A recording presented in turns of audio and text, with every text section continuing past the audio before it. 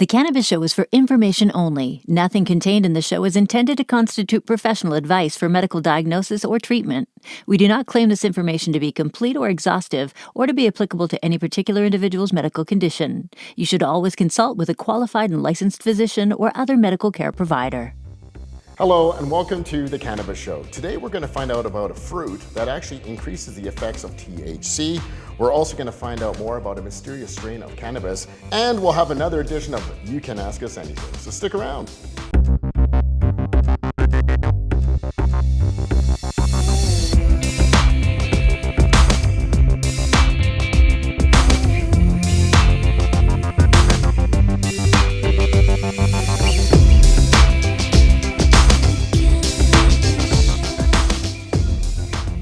Terp Talk. Today we're going to talk about myrcene. Quickly, what is a terpene?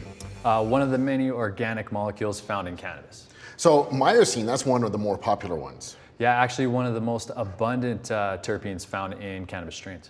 So what's its role? Yeah, you know, it's great for stress reliever. It's great for helping us sleep at night. It is, however, one of those ones that tends to exacerbate things like anxiety. So if we're predisposed to anxiety, depression, let's stay away from that one. So that's something you can talk to your bud genius about. That's right. So really though, the myrcene, it really facilitates in getting that more, well, that higher feel, I guess. Yeah, it actually, it helps facilitate the uptake of THC into the body in the way that it interacts with the CB1 receptor. So it's something that's going to intensify the psychoactivity. Now we do have a little fun fact that you want to share about a certain fruit. That's right, yeah. Mangoes, fresh mangoes, 45 minutes before consuming your cannabis, they say will help intensify that. And that's because the mangoes are quite rich in myrcene as well. So if you see a sale on mangoes, pick some up for right. Sure. That's just one of many terpenes out there, and in upcoming shows we'll definitely be talking about more terpenes with Terp Talk. Many stereotypes of cannabis will have one assuming that you'll be on the couch eating potato chips watching reruns of old sitcoms. Well, Sour Diesel puts that assumption to rest. Also known as Sour D, this strain gets you up and at 'em with a wave of creativity. Sour Diesel, with its dreamy and energizing effects, combats aches and pains and is also helpful with combating depression. Sour Diesel has a mysterious background as the creation of this strain isn't exactly known. Yeah, Afria's Sour Diesel, you know, they did a really great job. They call it Kasawa. Kasawa. It looks a little more gnarly, but it really gives that old school flavor to it. The fact that they're growing it in the dirt, it gives it that old school flavor. Hell yeah. I mean, this stuff, when you crack that seal, it's like we're standing behind a Greyhound bus, man. Like, it's fuely and gassy and lemony. And it's just fantastic medicine. I mean, it's great for that energetic, uplifting high. This goes hand in hand with like a maid service or something. You know, it's just to get you to clean your house. It's amazing stuff. Absolutely. Genetics, I believe there's some debate, but I'd say that the Chem Dog really shines through there, in my opinion. Yeah, that's definitely where that clarity's coming from, for sure. Absolutely.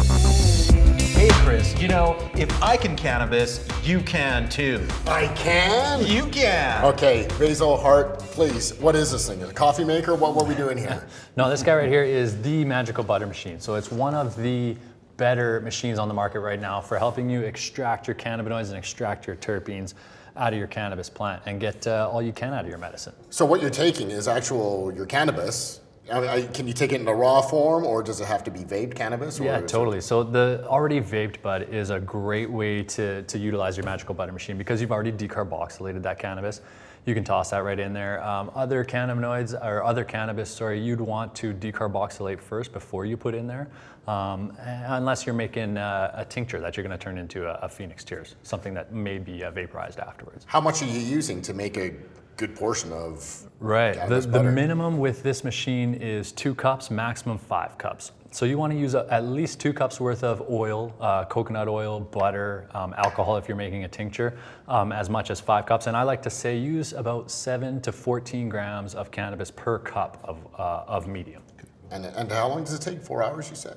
You know what, you can do a run that lasts 1 hour, 2 hours, 4 hours, or 8 hours. Does it get any stronger or better quality? The longer you go, the more intense the product's gonna be. Another great thing about this machine is that you don't even have to grind up your cannabis. It's got the blades right on there. So it'll just go in there and smash everything up for you. Now, can you throw the stem and everything in there as well? Absolutely. So the whole, everything. Yeah, you're going to filter everything out afterwards. Excellent. Now, what would you use the butter for? Any kind of thing. You can use it in baking. You can put it on toast. You can probably melt it in a cup of tea if you like. Really, any place that you would use butter, you could use in place can of butter. Oh, excellent. How much would something like that cost? You know, in our education centers, we sell these for $250. Excellent. The cannabinoid THC, the chemical responsible for the high in cannabis, is present in breast milk to help calm the baby and make him or her hungrier. Welcome to You Can Ask Us Anything. This is where you get to ask our Bud Geniuses questions, and well, they'll answer in their best expertise. You can email us your question, or you can tweet it at NatHealthServe. Today's question is from Ryan, and he says, what is a good temperature to set your vaporizer to? I like 380 degrees Fahrenheit with my DaVinci S in, but what's best? Basil? Yeah, Ryan, great question. 380 is a nice middle of the road temperature, I would say. Our cannabinoids and our terpenes, they're going to start to boil off at lower temperatures, you know, the early 300s, 350. You're getting some nice boilage there, but you can get a higher concentration of those terpenes if you're turning that vaporizer up a little bit. Yeah, for sure. I'd say try it a little bit hotter. Nothing wrong with 380, but be a little adventurous. Pump it up to 385, maybe you can go as high as 400 and see what kind of effects you get there. Excellent. Sure. Thanks, Hart. Thanks, Basil. So there you go, Ryan. Hopefully that answers your question. And again, if you have a question for our Bud Geniuses, please email us or tweet your question to @NatHealthServe.